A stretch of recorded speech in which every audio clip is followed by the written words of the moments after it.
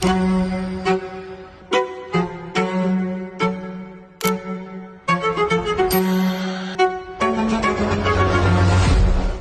evening, everyone, and welcome to webinar 3 with ethical finance, where today I'm going to be taking you through some Web3 real estate, and then we'll be jumping into the second half where we will be talking about lease to own models. So, as I said, first part, I'm just going to be going over some examples of how blockchain is disrupting the real estate industry.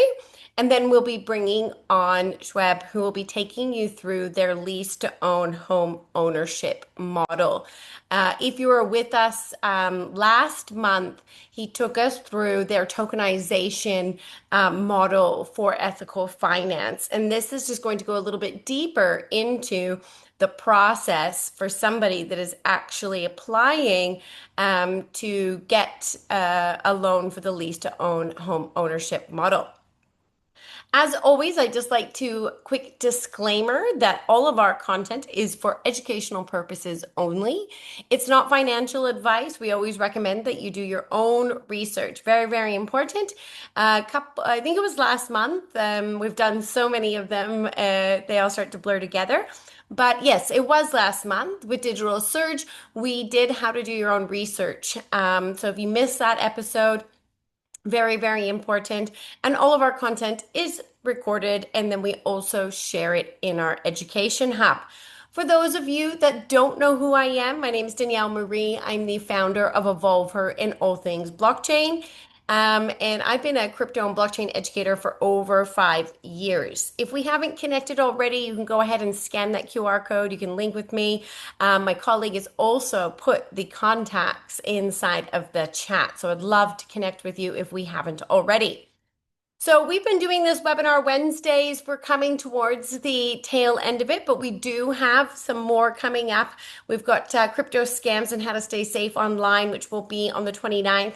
And then next month, we are going to be talking about smart contracts and native tokens with Nexa. So please be sure to join us for those webinars. If you haven't already signed up to our Luma calendar, you can scan that QR code or check the link in the chat so that you can stay up to date with the different webinars that we have coming up.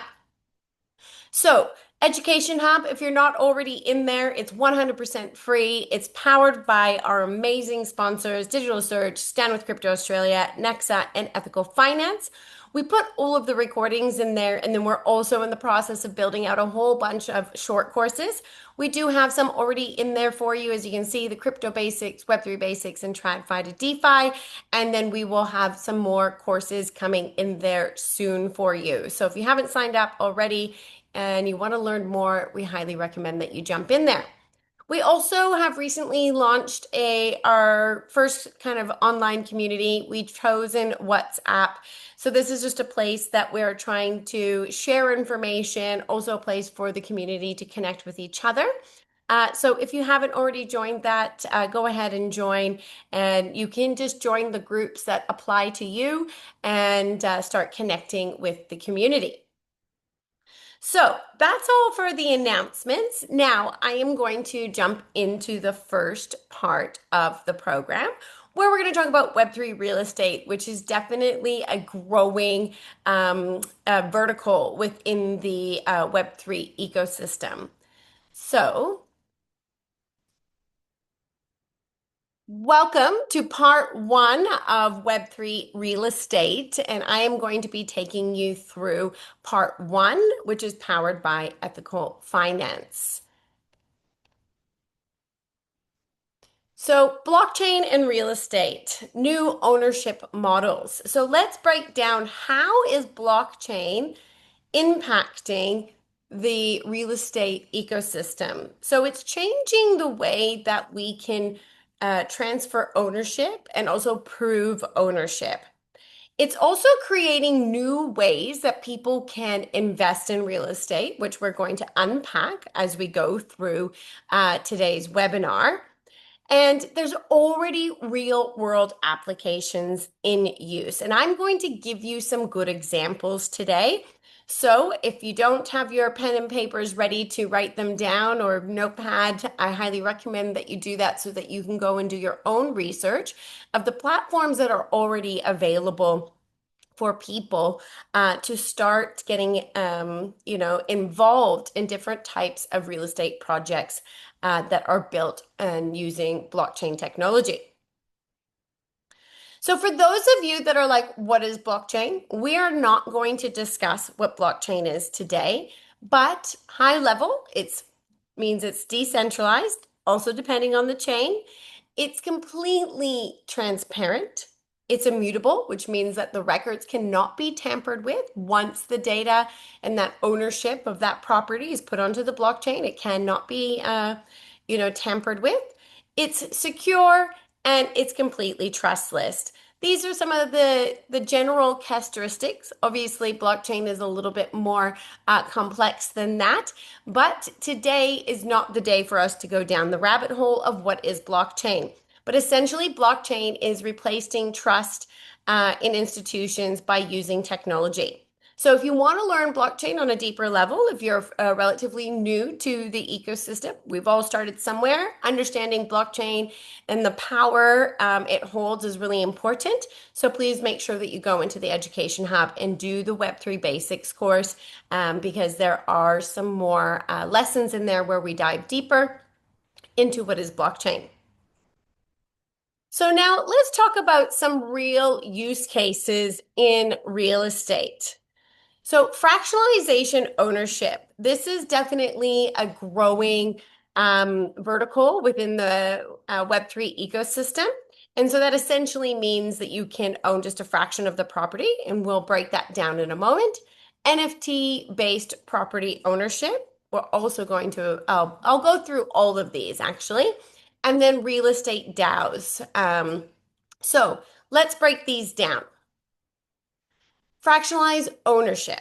So this means that it basically takes a property and it splits it into digital shares. And then that means for a lot of people, they, including myself, don't have the capital to get into real estate because it's quite expensive, especially in a lot of places in the world. So this allows people to enter into the property market without having to buy a whole apartment or house, and they can just buy a share of it. So it is an opportunity to earn rental income based off of the ownership. If you were with us last month when Shoeb took us through their tokenized model, that it was actually where the yield was coming from was from the rental kind of income, even though that it's a lease to own model. Obviously, he explained it way better than I did. So if you missed that recording, you can go into the Education Hub and you can watch it. But there's a few different projects that are offering this. So it's quite interesting. And it really lowers the barrier to entry for people to get into the real estate market. Now, next, I'm going to show you some platforms that I came across that are currently playing in this field. So, more than welcome to go in there and do your own research. I am not attached. I am not advocating for these projects. These are just some of the projects that I came across during my research. Lofty is probably the one that I've heard of the most, Lofty.ai. But I'd be interested, just a show of hands in the chat. Has anybody heard of these projects before? You can just put like a thumbs up or a thumbs down or a yes or a no. I'd love to see if anybody's actually heard of some of these projects. We got some no's. We got a couple thumbs up. Oh, we've got some yeses in there. So my recommendation to you is to go and check out these platforms and how that they are. Oh, you've got another recommendation, Red Swan in there. Feel free, Isabel, to share the link in the chat for anybody to be able to check out that platform. So it is a growing sector. I think it's only going to get bigger and bigger as it becomes there as there is more clarity around regulation and how these platforms work and people understand the power of technology and tokenization. Next, let's talk about NFT property ownership. So, what does that mean? If you don't know what an NFT is, we're not going to go through that today, but it's a non-fungible token, which means that there's only one of them. So, this is where they represent the ownership of the property as an NFT. The NFT acts like digital proof of the ownership of the property, and it makes it much easier to transfer ownership of the property. Now, let's look at some example platforms. So, Proppy is probably one of the more popular ones that I have heard of. If anybody else knows of any other platforms, please share them in the chat. Decentraland. Now, this is not physical properties. If you haven't heard of Decentraland, this is actually where you buy plots of land inside of the metaverse. And this one, which I cannot figure out how to pronounce the name of, so these, please go and do your own research. But a little funny story with Decentraland. Years and years ago, gosh, I want to say it was back in like 2021. Um, I heard of Decentraland and I thought it was like the weirdest thing that people were buying virtual plots of land and building, commercial real estate and properties inside of there. But I still thought, I was like, you know what? I think this this is going to be a big trend. So I went and threw $200 on some tokens, and then that turned into probably my best ROI investment. It turned into $15,000. Now, I am not recommending that you go and buy Decentraland now because that was very many, many, many years ago. But it is probably one of the more popular metaverses that people host and own property in. I know that there's fashion shows and there's concerts and lots of things that happen in Decentraland. So if you haven't checked it out, I highly recommend that you go and check it out. So, what is a DAO? DAO stands for Decentralized Autonomous Organization. Now, if you were on the call with us last month, Shoeb explained how the ethical finance token model is actually powered by a DAO. So, if you're a token holder, then you are essentially a part of that DAO, and then that allows you to vote. So, you have to have the tokens in order to vote.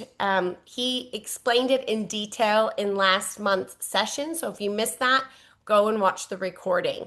So you need tokens to vote. There's lots of different DAOs. I'll give you some examples in a moment, but voting happens on chain, so it's transparent and verifiable. So there's no way that the votes can be tampered with. And it's used within a lot of platforms to guide governance. So as Shoeb took us through last month, how they use the tokens within their governance model. So every platform will have different governance models and different ways that you can participate within that DAO. Oh, I obviously forgot the slide with some examples of DAOs. But just go and do your research on different types of DAOs that are available. Now, the one thing that I want to touch on is that regulation is still evolving. I know that we touched on it a little bit in the last webinar, and it is especially here in Australia, there is a lot of discussions that are happening around regulation. It does vary by country to country and jurisdiction, so please make sure that you do your homework. If you are getting involved in a different type of DAO, that you understand the regulations within your jurisdiction and how that is being applied. I am not an expert. I don't know a lot about DAOs, but I know that Wyoming in America is a popular place that people go and incorporate their DAOs. So go and do some research. But some platforms are fully compliant and others are emerging. So it's really, really important that as you're doing your homework, if you're going to go and invest in any platform that you come across, whether it's some of the examples that we provided, that you go and do your homework and understand the regulation and if they are compliant. So as I mentioned, it's all very much still developing. Governments are actively exploring blockchain adoption, and I'm very kind of excited to see how regulation will actually help mature the industry. A lot of institutions, a lot of big players are sitting on the sidelines before they get involved in projects that are using tokenization and blockchain technology because they're waiting to see how the regulation is going to unfold. So it's very, very important that you keep an eye on that sector. So it's a new and emerging industry. Okay, it's still in its early stages. This is why I loved ethical finance and the business model and what they're trying to achieve and the fact that they're a nonprofit and that they're trying to help people into home ownership. So they're still a new project, but they're evolving and they're growing, and the technology and the platforms and the laws are evolving. Not all projects are going to succeed. You got to remember we're still early days, with crypto and Web3 and tokenization. So just be aware that, it's really important for you to do your own research. I want to just keep hammering home with that. But as innovation evolves, so does opportunity, and risk. So, uh, I'm actually leading a 6-week mentorship program at the moment. And one of the activities that we did last week with the lovely ladies is to go and identify what type of investor are you? What type of risk profile do you have? And some of the ladies identified that they were kind of in this high risk category.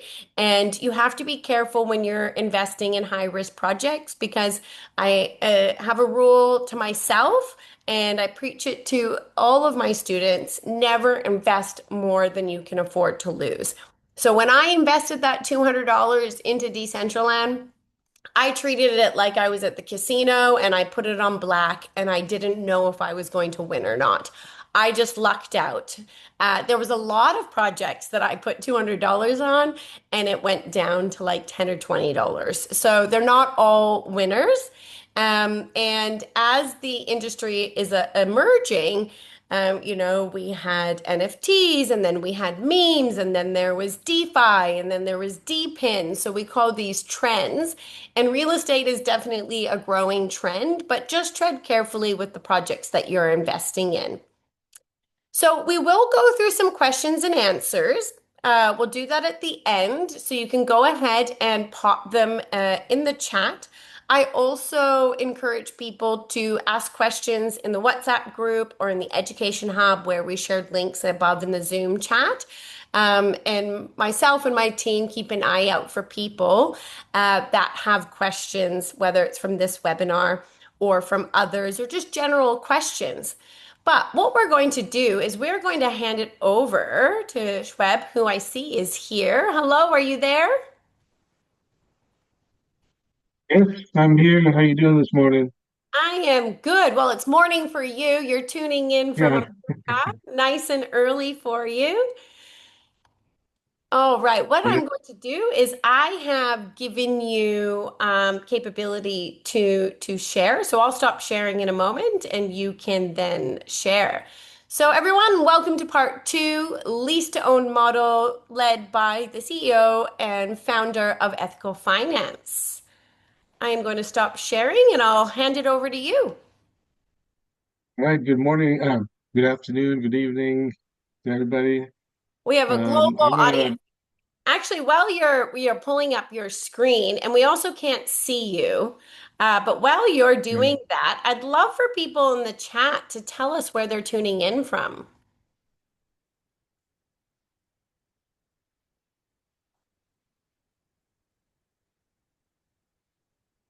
let's see. We got Brisbane, Australia. Hello, Martin. Nice to see you. We got New Zealand. Hello, David. Nice to see you here. Canberra. Oh, it must be a little bit cold in Canberra because it's already getting cold here in Brisbane. Gold Coast. Look, got a lot of people in Queensland on the call. All right. Well, we can see you now. Mm. Oh, we got Sri Lanka. Hello, Zara. Nice to see you here. All right. I think we Okay, can see you and we can see your screen. So I will hand okay, it over to fantastic. you. All right. Well, so this is the third section of our, I guess, explainer of the project. And today I want to talk about really the rent-to-own model that we use. More of the detail of the project we discussed in previous episodes. And I think the links are available for those anybody interested in going back and looking at in more detail. But so this session, I'm just going to cover essentially how the rent-to-own model works. And really, this rent-to-own model is designed for people that are qualified tenants that want to own a home, but because of current regulations, they're kind of excluded from home ownership, right? In the US here, for example, it's I can buy a piece of property as an investor with little or no documentation. I don't even have to prove my own income. But if I want to buy that same property to live in, there's a mountain of paperwork that I have to go through. And, um, you know, uh, if you're able to pay rent, our philosophy is you should be able to get into home ownership, right? Does that make sense? Um, so we have what we call decentralized common sense, right? We want people, not financiers basically, drive decisions, right? I mean, some of the rules and regulations don't make common sense. They're really designed to make the wealthy wealthier because they are counting on your ability to make rent payments. So if you can make a rent payment and cover their mortgage, why can't you make a rent payment and own, right? That's what rent to own basically is, right? So the reason we went with the rent to own model is because currently regulations, doing something that's uh, based on real estate is uh, falls under a different, regulatory environment than something that's financial, right? So we fall under real estate. So decentralized common sense basically means taking power away on the decision making from these governmental agencies like Fannie Mae, Freddie Mac, Ginnie Mae, these secondary governmental, organizations that buy these mortgage transactions, right? Taking decision making away from the banks and other financial institutions, the Wall Street firms, right? And we want to put the decision making into the hands of people. Right? Let people decide if a transaction is worth doing or not. Okay, so in a centralized system, these big organizations, these big banks, these secondary market governmental agencies make the decisions. Through decentralization using blockchain, and we talked about how we use blockchain for governance and so on, um, we put decision making back into the hands of people. Everybody that owns an ethical token has a vote. So I have a little video here I want to play. I don't know if the sound will come through or not. Are you able to hear this? No? Okay. So let me kind of walk through this here.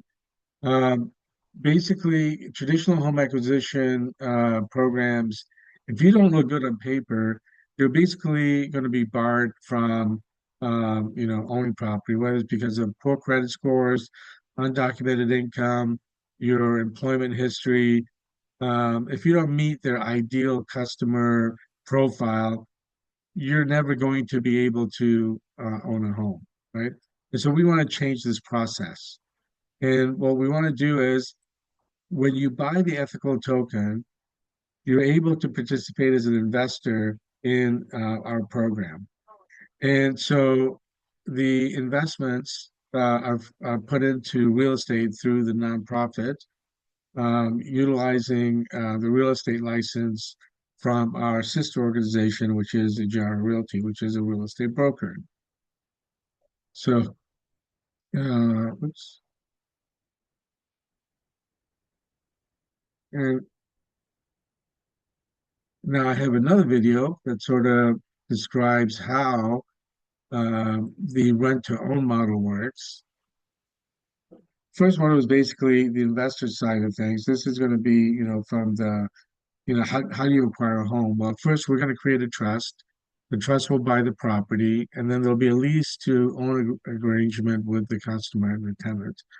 The tenant will pay rent. The trust will then distribute the rent, a profit to the stakeholders, and will pay the cost of ownership, which is property taxes, property insurance, and a $15 a month admin fee. So it's pretty simple, pretty easy. It's rent to own. Usually, people don't really need much explanation on how rent to own works, but that's what our model is. So the trust is what we create a trust so that there's an independent entity that's actually owning the property.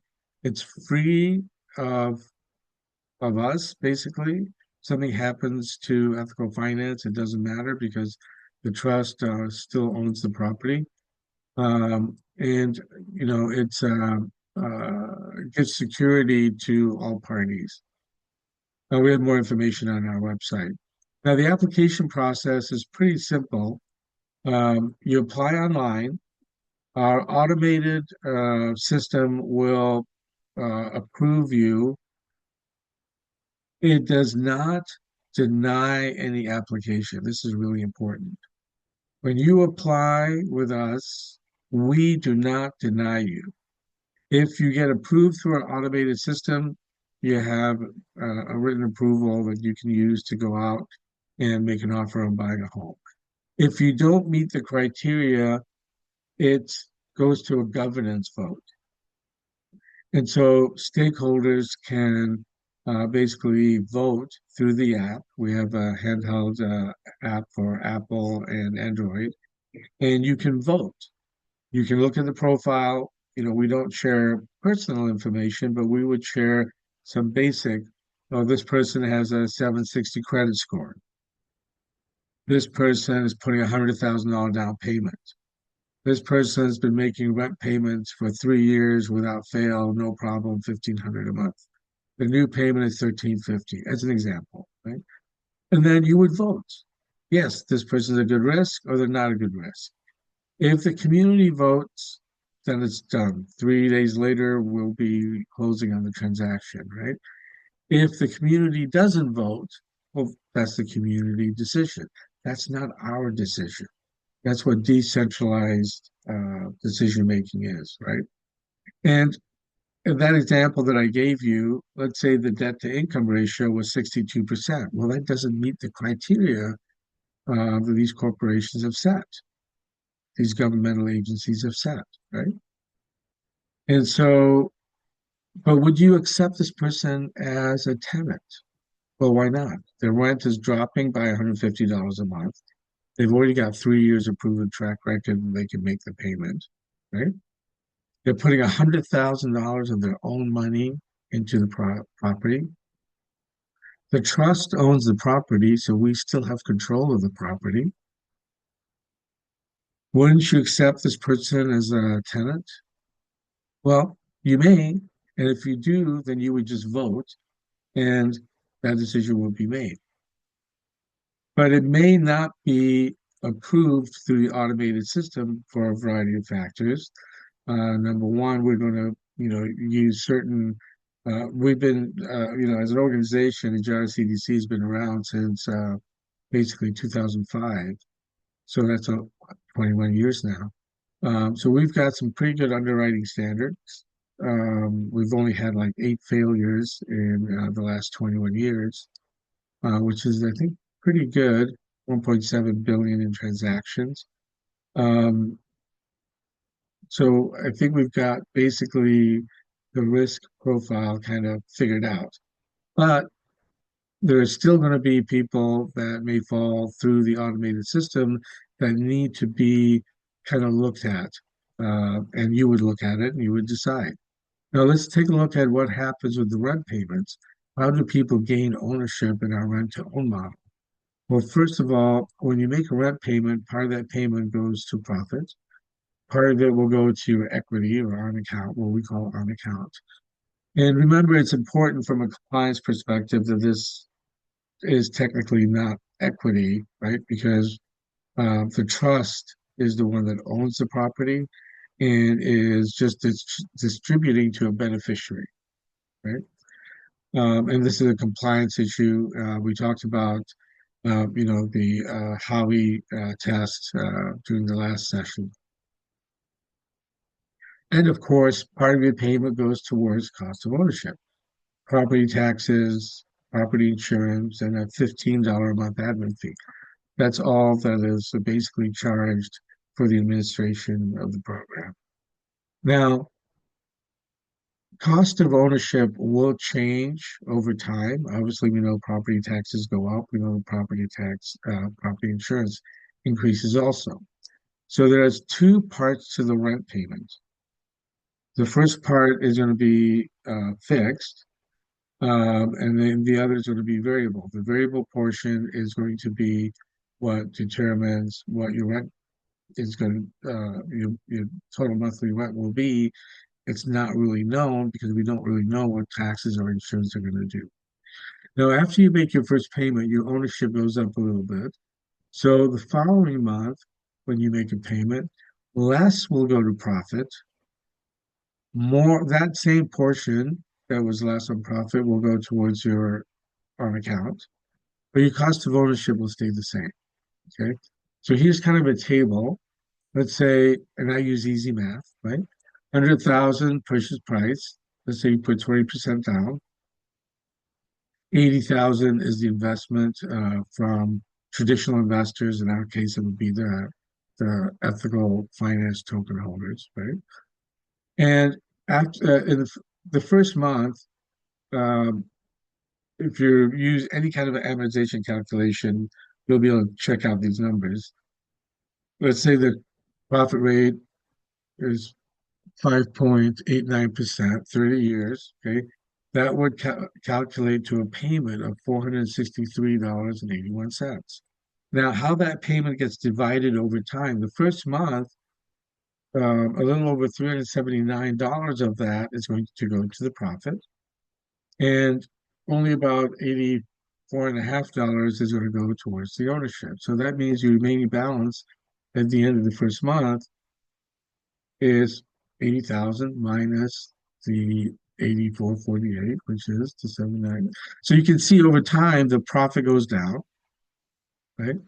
And the part of the payment that goes up is the ownership portion, but the total payment stays the same, right? It's only how this is divided. So you could, let's say, here make an extra payment of, $13,000.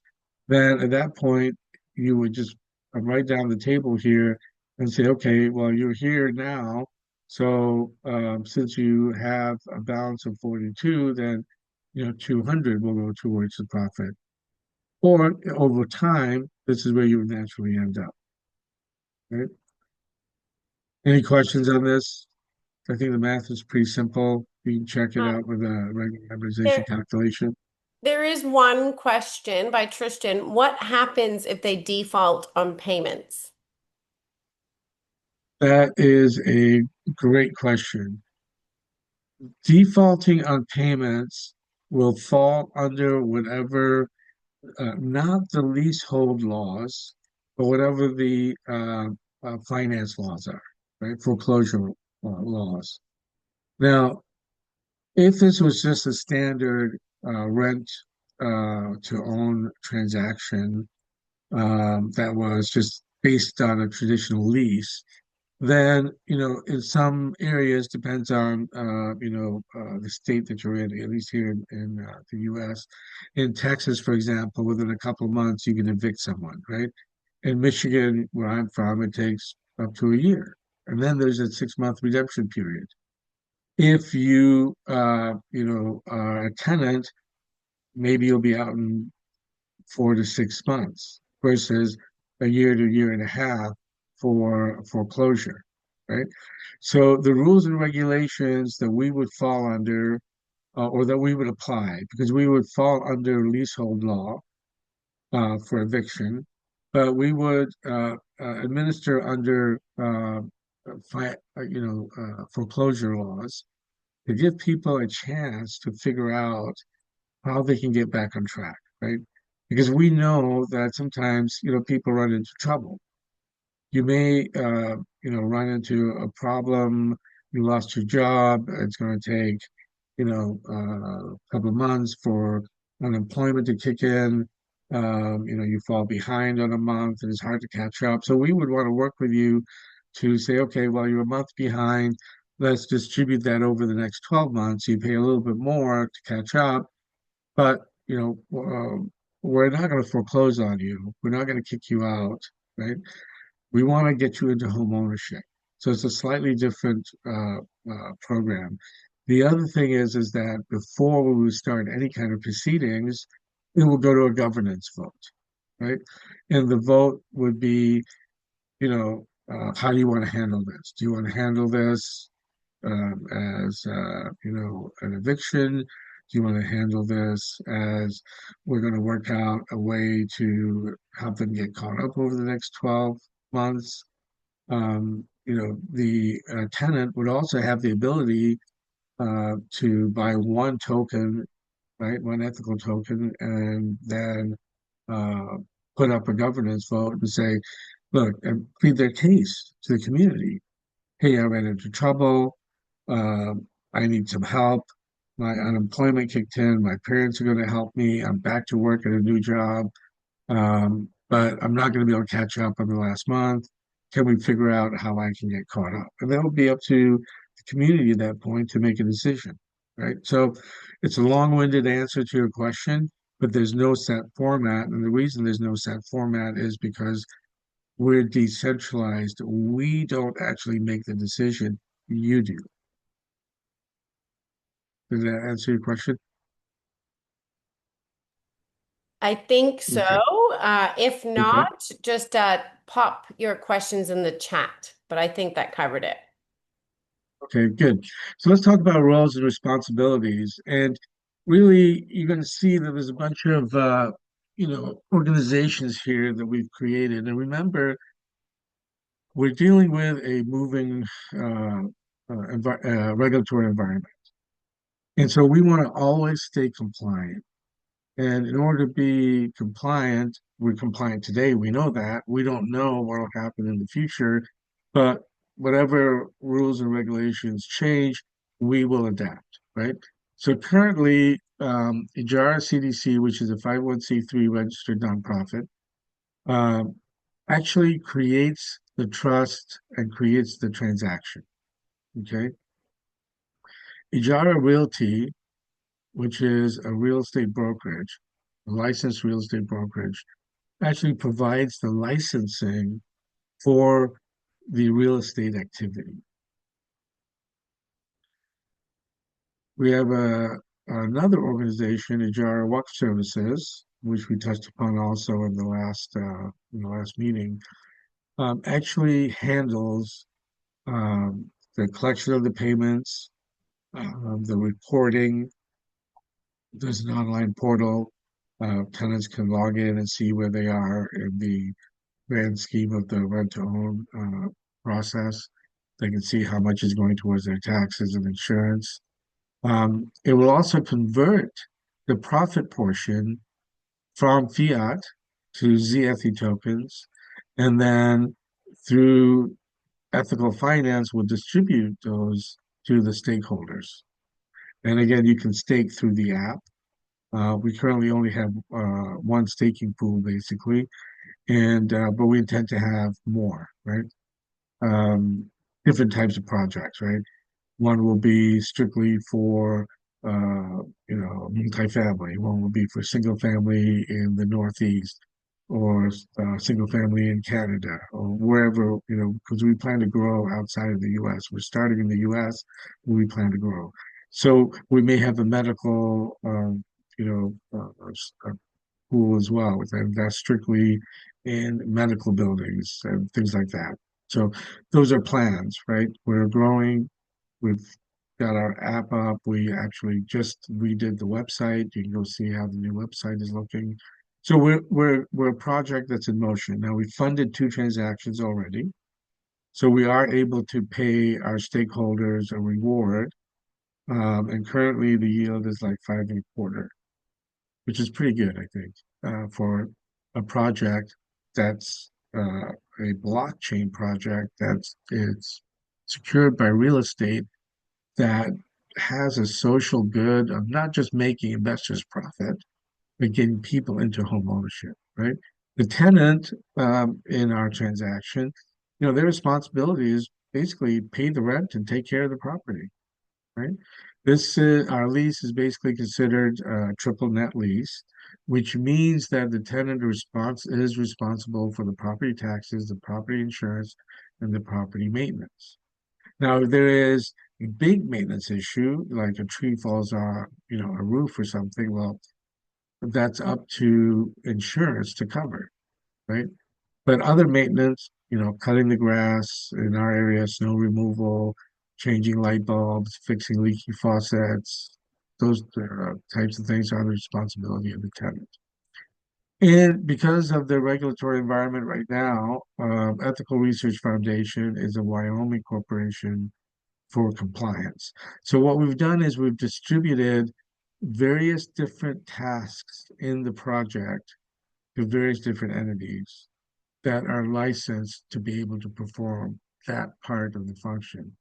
Collectively, all these organizations are working together to deliver a compliant project that is truly decentralized finance in the sense that um, pretty much all decisions are made through governance.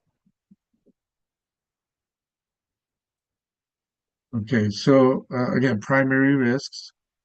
Um, well, one is the question that was brought up, which was tenant default.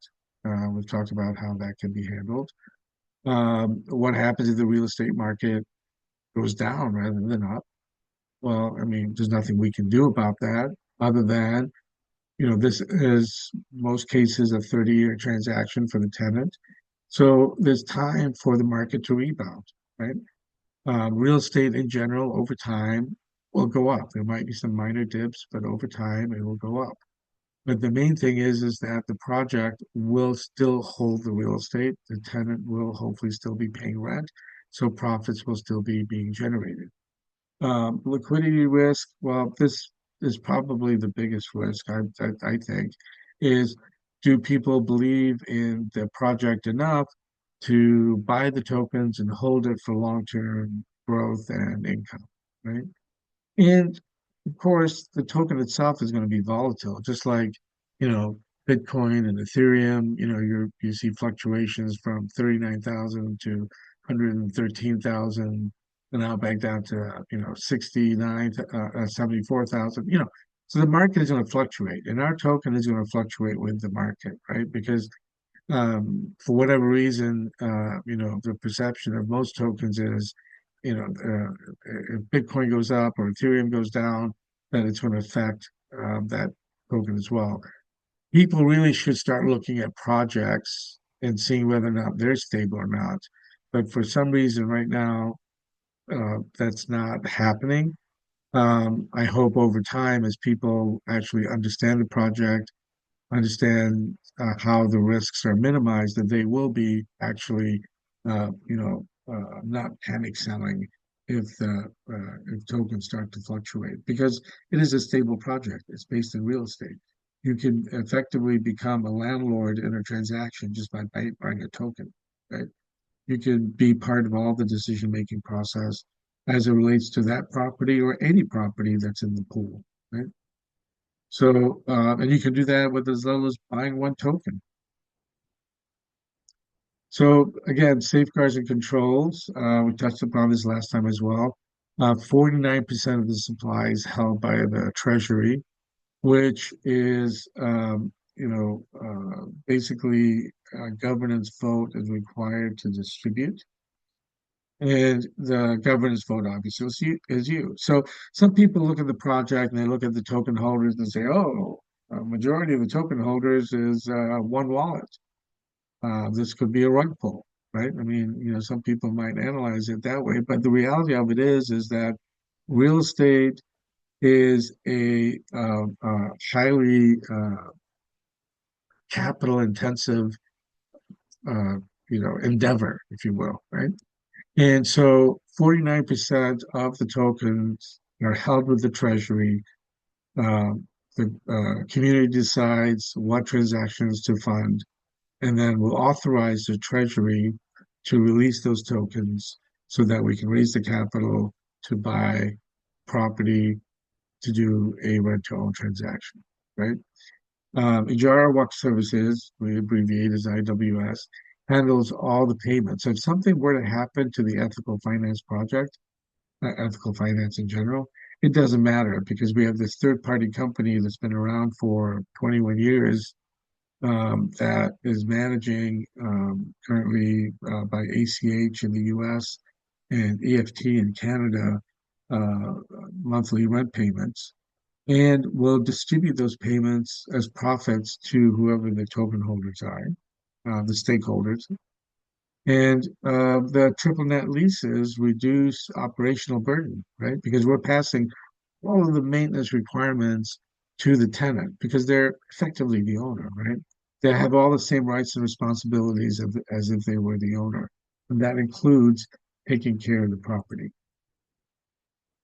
So just a quick summary, Ethy basically is the token that handles governance.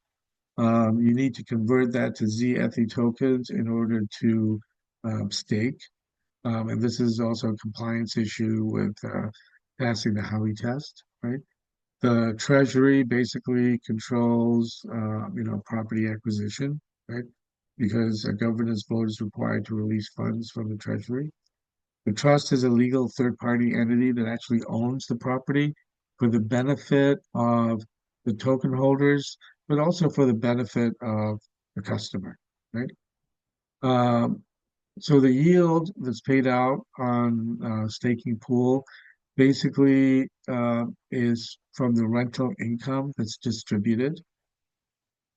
And once again, I can't state this enough, but capital control, I really put, I guess I should put in here that uh, project control, deciding on what avenue to use in terms of default, deciding on who should get approved, that's a governance vote, and that's you. And that's basically it. I took a lot longer than I thought I was going to. Does anybody have any questions? Did I? Yes, there is a question from Martin. So, if a client or somebody that is leasing to own the property is able to pay it off faster, does the lease stay a 30-year lease? Like, does the payments and the rate stay in place, or can they pay it off faster? Yeah, that's a fantastic question. So, the short answer is the lease will terminate, right? Because as you make extra payments, you're taking over ownership. Then, as soon as you own 100% of the trust, you're now 100% the landlord and 100% the tenant. So you can cancel the lease. So the lease will terminate as soon as you get to 100%. Awesome. Does anybody else have any other questions? Lee has a question. How is the property bought first? Do you need to get enough investors and token holders to purchase the new property? Yes, we do because capital is coming from the project. And like I said, we funded two transactions so far, which is not a lot, right? Um, so we need to get more people buying the token, and once we get more capital, then we'll be able to, fund more transactions. So that's with people going in, buying and holding the token, hopefully. And is it so when I just had the thought of like say like GoFundMe, that platform where they'll like have like a project that they're trying to raise funds for. Do you guys have something like that? Like, okay, hey, we're trying to raise this amount of equity to purchase this property, and like people can kind of see how much that you need to raise for the next property. Yeah, so that's a section of our app that actually the website that we're developing right now, is to be able to do just that, where we would have a specific home. Now, remember, we're not going to pick the homes. These are going to be homes that are going to be picked by tenants, right? And so we would post a property, the profile information of the tenant, without any identifying information, and then how much we need to raise. And then we would hopefully be able to raise those kinds of funds. That's coming. That's being developed on our website right now. The beta is created. We just have to test it out. But hopefully sometime in the next 4 to 6 weeks, we'll see that being available. The only problem with that is that you need to have capital to buy the property as soon as possible. A lot of sellers are not going to sit in the market and wait. So our objective is to raise enough capital initially, buy that property, list it essentially on our website to raise capital for people will be able to go in, effectively, treat it like an NFT, right? People would be able to go in and invest in that, and then that would put the money back into the treasury, so to speak, right? So the treasury will advance the funds to buy the property based on a governance vote.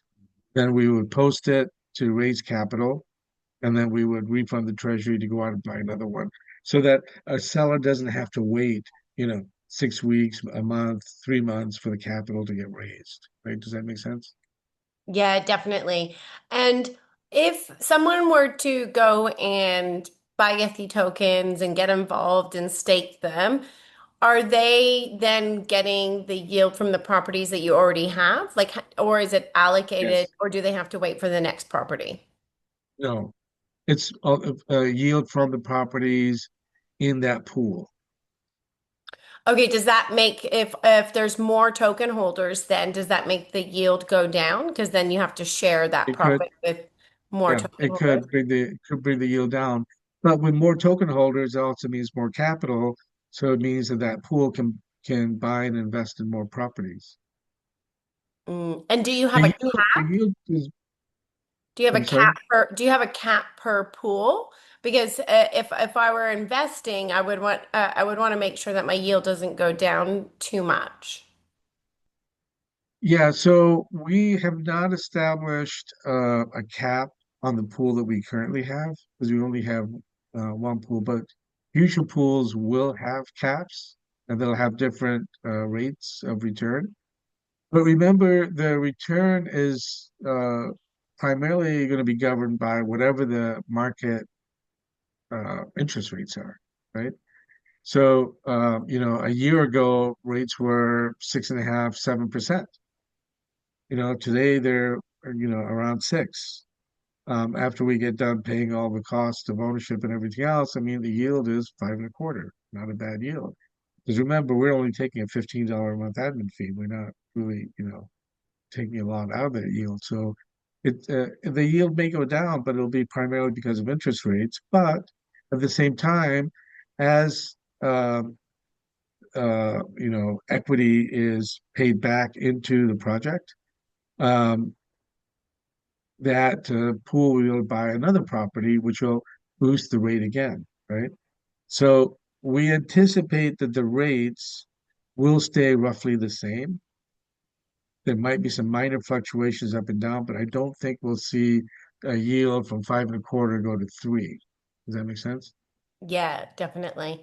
Do you want to just stop sharing your screen for a moment before I Oh, ask you the next question? yeah. Just makes Let me it see. easier for when we do some social content after. Yeah, let me You just right hit here. stop sharing, but Martin's got another really good question that I didn't even think about. Did it stop? I think it stopped. No, you're still sharing. Uh, Let me see if I can make it happen. Let me see. uh, All right, let me see if that worked. I did it. All right. So we got a couple more questions. Um, Martin asks, so once the person that is leasing to own, once they 100% own the property, does the trust then transfer the ownership over? Or is the trust shut down and the title gets transferred to the owners? Or is it an automated process? What's the process once the property's been paid over, been paid in full? okay, fantastic question. So once you get to 100% ownership of the trust, there's really two options, and they're your option, the tenant's option. One, they can just remove us from the trust and they can keep the trust for estate planning purposes. Or two, title can transfer directly into their name or however they want it transferred.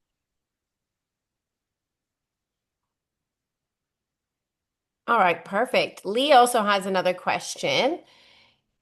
Does who is so is the real estate agent who collects the rent has to be versed in crypto or converted to fiat? So I think what they're asking is who is collecting the rent payment and is it paid in crypto or fiat? So the rent payment is being collected by Ijara Wealth Services, and it can be paid in either fiat or crypto. We don't really care as long as they pay, right? But IWS will convert fiat or the crypto that's paid um, to ZFE to pay the rewards to the stakeholders. The difference will go back into the pool so that it can build up enough capital for the next transaction. All right, these are fantastic questions. Does anybody have any other questions? Or have we covered it all? I think Am I that that good? I got all the questions covered. we got all the questions. Um, Yeah, well, it doesn't look like any more are popping in there, but we'll give them a moment. I guess my question is to you, is somebody wants to get started or they want to have a little play. I think that you said that anybody can start with just a low amount. I guess my question is, let me rephrase this. Is there a minimum amount that somebody has to invest in FE tokens to stake them? One token. One token. Yeah, right now it's one token. But as the pools develop, there may be pools that'll say, okay, you got to have a minimum of 100 tokens, right? Actually, I take that back. The pool currently requires a minimum of 100 tokens. But there may be other pools that are, like for example, maybe it's a multifamily pool, and so we need to have well, your minimum has to be 1,000. So these will be developed as we develop the pools. And remember, the criteria will be through a governance vote. So the community says, yes, we want to do a pool and we want it to be strictly properties in Detroit, for example. And, we want these properties to be, a minimum 50 units in order to be able to invest. And we want to cap it at, $5 million.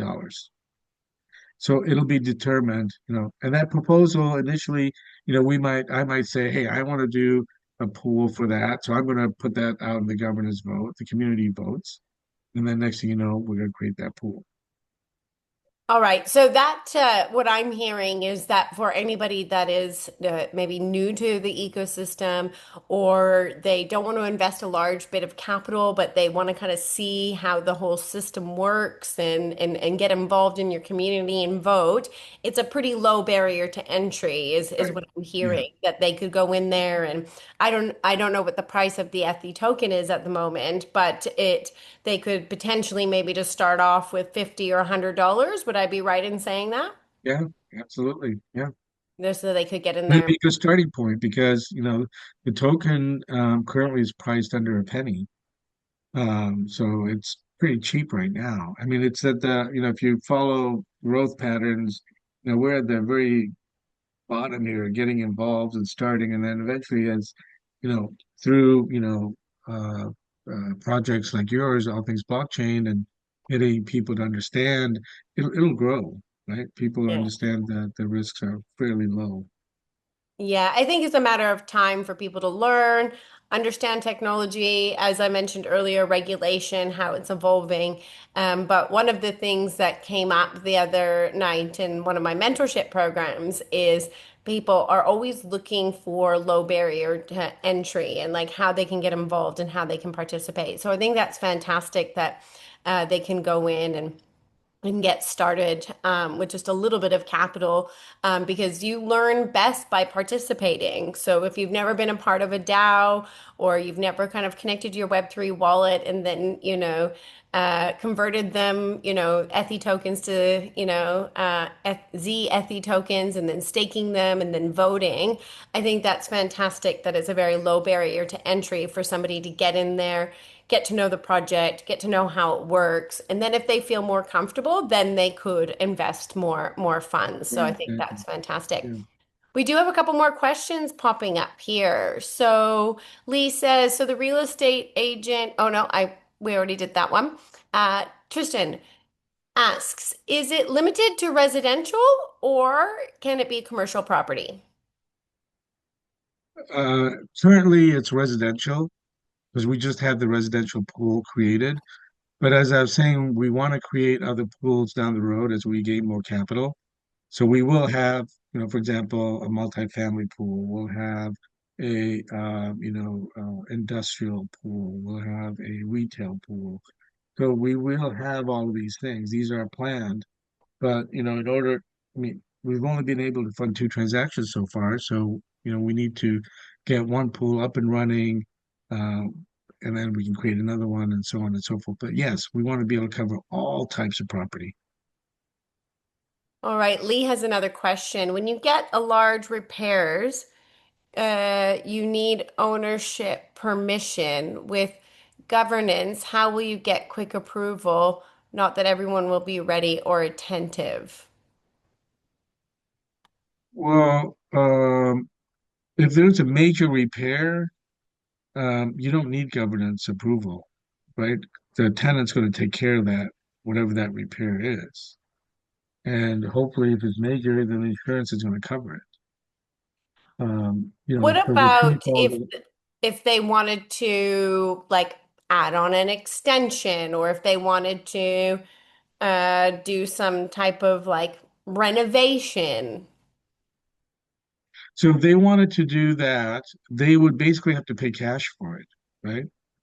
And they would have to get local permission from, building permit or whatever. But if they wanted finance for it, they would not be able to go to a bank and get a loan, right? Because they're technically not the owner. So at that point, they would have to make a request, a governance vote.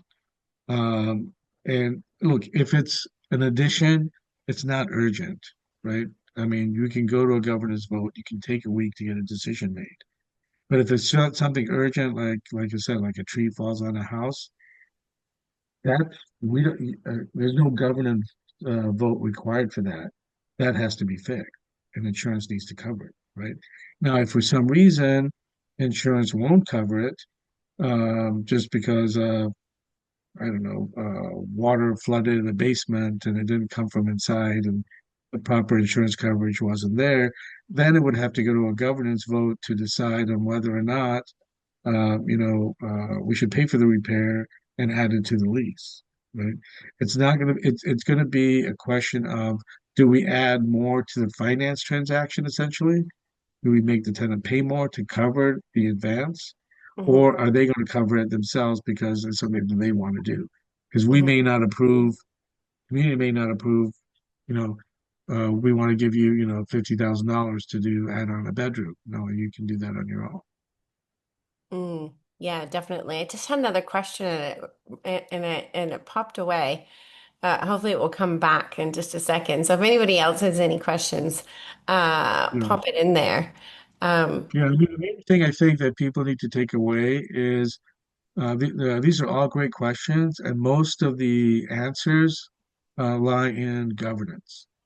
mhm, We're technically not deciding all of these things. We're putting it out to the community to decide. mm, Just like you're the landlord, right? If mhm, you own a ETH token or a ZETH token, you're basically a landlord. You're making that, even if you only hold one token, you're mm. participating in the decisions as a landlord. And so I remember my other question. Hopefully I forget. But on that, how do they know if there's been a vote? Is there an app and they get a notification? Do they get Yep. an email? Because I think as Lee was trying to maybe ask is like sometimes, people are busy doing their lives. How do they know if there's been a vote, something that's been put up, a proposal for the governance token holders to vote on? It's on the app. It's in our app. There's no email. Remember, we're not collecting. We're not required to currently. Now, things might change. We're currently not required to collect, email addresses or identifying information right now. You hold the token, you have a vote, you store it in your wallet. It's a DAO, right? Mm, Um, in the future, we might be required to, and but right now everything will be communicated through the app. If we are required to collect, other information, then yeah, we would email that out. But it would also be, essentially we could put it on our social media if people are mm. tied into it. Hey, there's a new governance proposal, go check it out. You know. All right. And I remember my question. So if anybody else has any last questions, make sure you pop them in there before we wrap it up. The insurance, obviously very, very important to have home insurance. We've all heard of horror stories where somebody didn't have insurance and something happened, and they lost their home. Like let's say the fires, and they didn't have fire insurance and they lost their home. So is that 100% a requirement? And then who organizes and pays for the insurance? Like, is that a part of do you guys make sure that that insurance is purchased and you include that in the rent payments? Yeah, so part of the payment does go to cover the property insurance. Now, the way the insurance works is we require the tenant to get the coverage. And if we were to go out and buy commercial insurance, it would be very expensive. But a tenant can go in and get insurance and bundle it with their auto, so they get a discount. The insurance would be cheaper. So they would provide us the coverage. We would review it to make sure that it meets all the requirements. Some areas, for example, are prone to flood. So we'd want to make sure that there'd be a flood insurance, right? Some areas are prone to fire. So we'd want to make sure that there's coverage for that. We would be listed as an additional insured so that if that policy got canceled for any reason, we would get notified. Mm, Okay. But the actual payment for that, we would make. Okay. IWS would make that insurance payment, just like the property taxes. IWS would make that property tax payment, even though we're collecting it as part of the rent, right? And we're saving it up so that we can pay it at the end of the year. Um, so the tenant is ultimately paying for it. IWS is making sure that it's getting paid. And mhm. then at the start of the transaction, when the lease is initiated, we need to make sure that the coverages are actually, suitable for that area. Yeah, perfect. You answered my question. I was like, what happens if they don't make the payment? So you've got that covered. Well, I personally found that extremely informative. I hope everybody learned something new tonight. I did drop the link to connect with Shoeb on LinkedIn and also shared the website in the chat, so you can go and connect with them. One last thing, if somebody wants to connect with you and learn more, what's the best way for them to get in touch with you? You can, there's multiple ways. You can ping me on LinkedIn. We have our Telegram. You can email me directly. You can call me directly. There's a lot of information on our website, and actually, I welcome people to go to our website, check it out. We're redoing it. It's got a new look. Let us know if there's any more information we can put on there. Let us know if it's easy to use. We want to make sure it's easy to use. And you can, contact information is right there, either by toll-free number or by email. So Perfect. get a Well, hold of me any way you want. Right. Just remember, he's in Michigan. So Yeah, it's first thing in the morning. So, well, thank you so much for getting up so early in the morning. We really, really, really appreciate it. And thank you for your time. And also thank you for, doing a project that is social impact. There's so many projects that are just focused on, how do I get rich quick? And this project is really trying to use blockchain technology to create some social good and also provide the token holders with a stable return, based off of the market, obviously, but it's not tied to just thin air, it's actually tied to a real world asset. So some people might say, oh, 5%, I can get 20% yield over here, but like let's let's be honest, how many of those projects are around it's not later? sustainable. It's not Yeah, sustainable. So I think it's great. I love your work. I love what you're doing. And thank you so much for being a part of our program. I hope everybody enjoyed tonight's session. Um, and that's it from us tonight. Thank you so much, everyone. thank you. Appreciate your time.